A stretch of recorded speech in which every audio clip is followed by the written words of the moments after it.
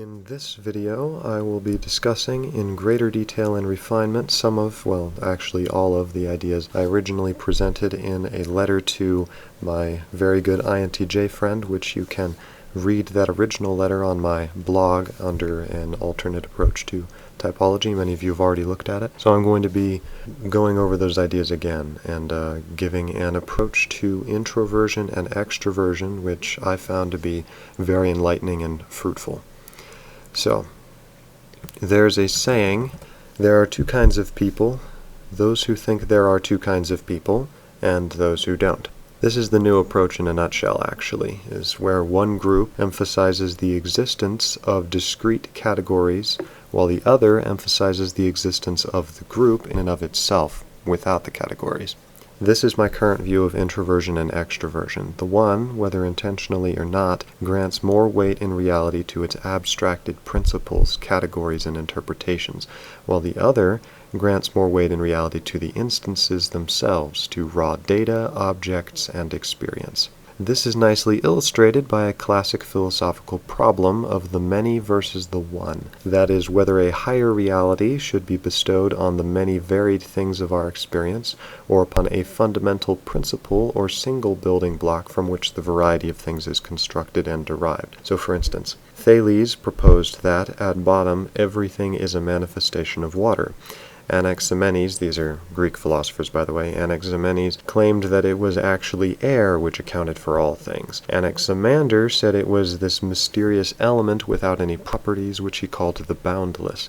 In all of those cases, this more fundamental thing, water, air, or the boundless, of which we do not have direct experience of, but is created in the mind, is considered more real and important to understanding the variety of things in the world than that variety of things themselves.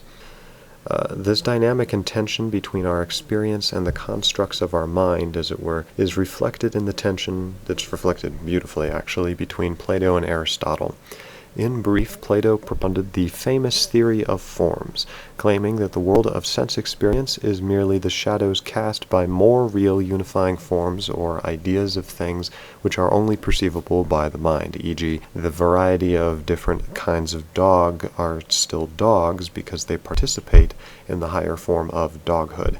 Now, Aristotle, on the other hand, he rejects this theory of forms. Instead, he prefers a more appreciative approach towards sense experience and the instances, claiming that the first principles of any science result from processes of induction, or reasoning from the many instances up to general principles rather than the other way around. So for Aristotle, what is ultimately more real is not any idea of something, but the raw substance itself from which we draw ideas, and those ideas we come up with must always be subservient to the instances and not the other way around.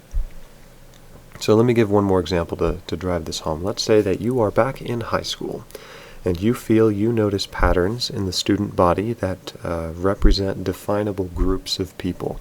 For instance, you feel that you can observe common characteristics that set apart the band members from the jocks, from the geeks, from the artists, etc. You might find brasses and woodwinds which all participate in the group of band members, which participate in the group humans, and so on. Now, both introversion and extroversion do this. The difference is primarily where they place the deciding weight.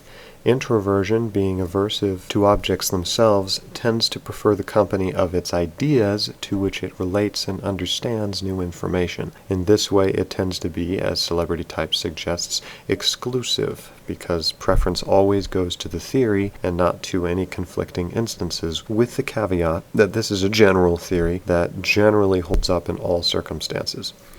Extroversion, meanwhile, is attracted to objects and wants to include them as much and as accurately as possible in all of its calculations, which is why it's inclusive, because it's sacrificing elements of rigid theory or category in favor of the data within them.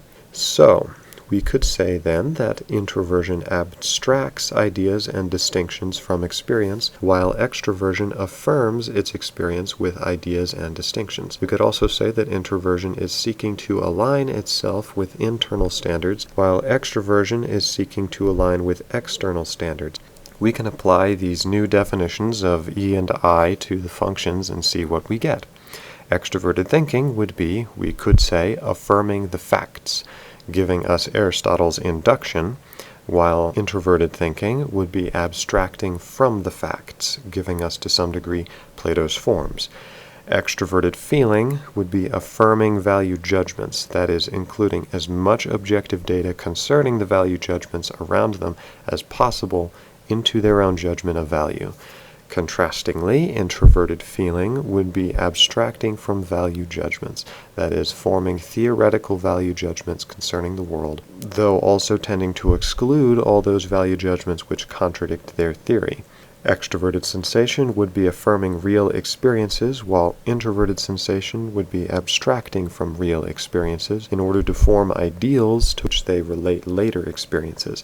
And similarly, extroverted intuition affirms the essences of things, seeing them all laid out, including them all, getting looks from every single angle and so forth, while introverted intuition abstracts from the essences of things, meaning that, like introverted sensation, it forms ideal essences to which it then relates or contrasts new information.